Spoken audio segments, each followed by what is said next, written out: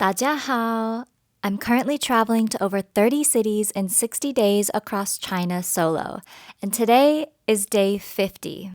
Before leaving Zhengzhou this morning, I stopped to get some work done at the Starbucks, which was also right next to the cat adoption exhibition, so you know I had to check that out one last time. There are so many in one place. The thing about traveling by train in China as a foreigner, to check in, you need to go to a special desk and they have to manually type in your passport.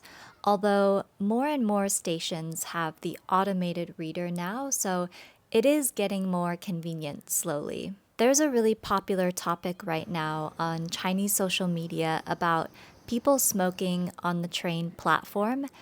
And it's something I've really noticed this summer during all of the train travel. As soon as the door opens, you can immediately hear the sound of lighters clicking, and then the smoke comes. I've seen more and more young people speaking out online about the harms of smoking and how annoyed they feel by how it is still allowed in most public places. Today, I'm heading for Xiangyang. It's about 2 hours from Zhengzhou, here kind of in the middle of the east part of China in Hubei province. And right away, I'm really happy to be here. It's so quiet and so peaceful. I'm staying in the old city. Actually, Xiangyang has a really interesting history as it's been under many attacks and is known as a strategic stronghold.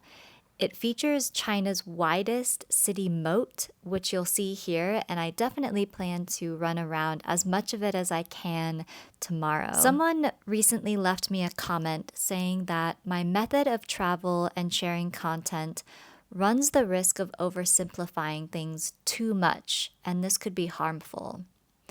Actually, this is something I've thought a lot about. Certainly, traveling to over 30 cities in 60 days doesn't leave much time in each city to grasp an in-depth understanding. And of course, sharing with you these 1 to 3 minute clips of each day and some of what I see is just a microdose of the reality. I fully acknowledge that the time is short and the information is lacking. There's so much more I wish that I could see and share. There are so many topics I wish I could research more thoroughly and share with you here. I would love to do a deep dive on China's green energy development. I've not only seen a staggering number of EVs on the road, but all of the windmills and solar farms which now power so many cities.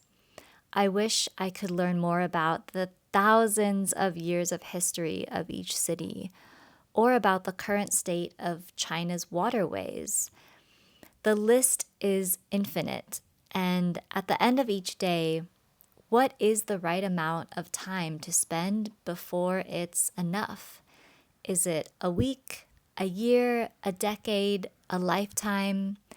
How much detail should I share to do any topic enough justice? In my opinion, there is no perfect or right answer to these questions of how much is enough. It's different for every person and for each case. My goal for this trip was to observe as much of China as I could within a 2-month period, to have a macro level snapshot of trends in retail, tourism, beauty, youth, health, and fitness, while at the same time sharing with whoever would watch where I went, in the hopes of showing a different side of China than is often portrayed in especially Western media. I've filmed and produced each video myself every single evening of this trip.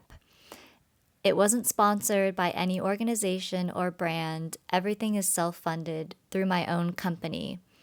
And each video is an honest representation of what I have experienced.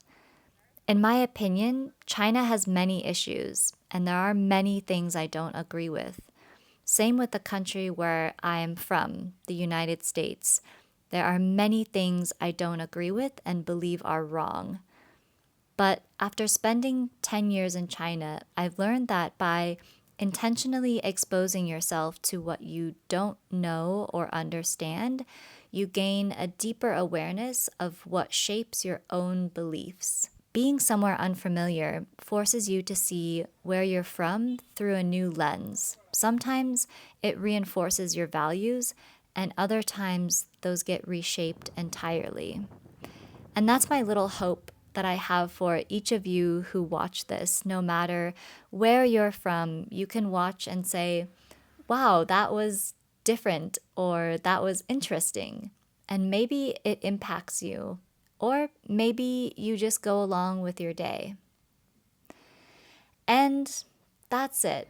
That's a wrap on day 50. I hope you'll stick around for the final 10 days.